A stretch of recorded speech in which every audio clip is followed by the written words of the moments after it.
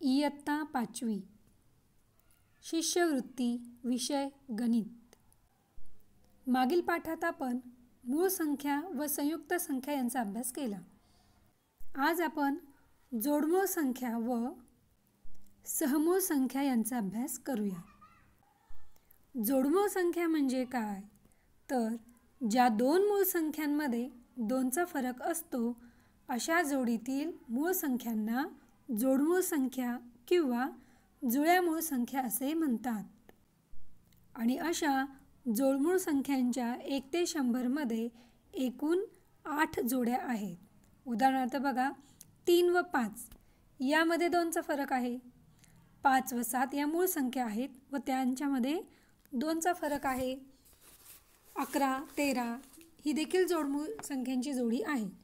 17, 19, 29, 31, 41, 43, 56, 61, 71 व 73 या सर्व जोडमूळ संख्यांच्या जोड्या आहेत आणि या प्रत्येक जोडीमध्ये 2चा फरक आहे।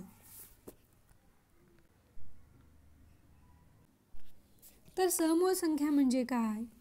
ज्या जोडीतील संख्यांना 1 हा एकच सामायिक विभाजक असतो त्या संख्यांना सहमूळ संख्या किंवा सापेक्ष मूळ संख्या असे म्हणतात।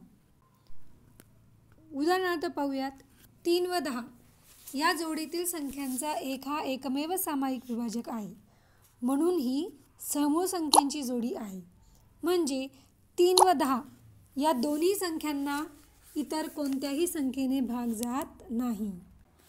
3 व 10 या दोन्ही संख्यांना फक्त 1नेच पूर्ण भाग जातो। खालील जोडीतील संख्यांना देखील 1नेच पूर्ण भाग जातो, त्या सहमूळ संख्यांच्या जोड्या आहेत। तसेच कोणत्याही 2 क्रमवार संख्यांची जोडी ही सुद्धा सहमूळ संख्यांची जोडी असते। आता उदाहरणार्थ पाहूयात, 25 व 29 यांना फक्त 1नेच भाग जातो, दुसऱ्या कोणत्याही संख्येने भाग जात नाही। 13 व 12 या दोन्ही संख्यांना फक्त 1नेच भाग जातो।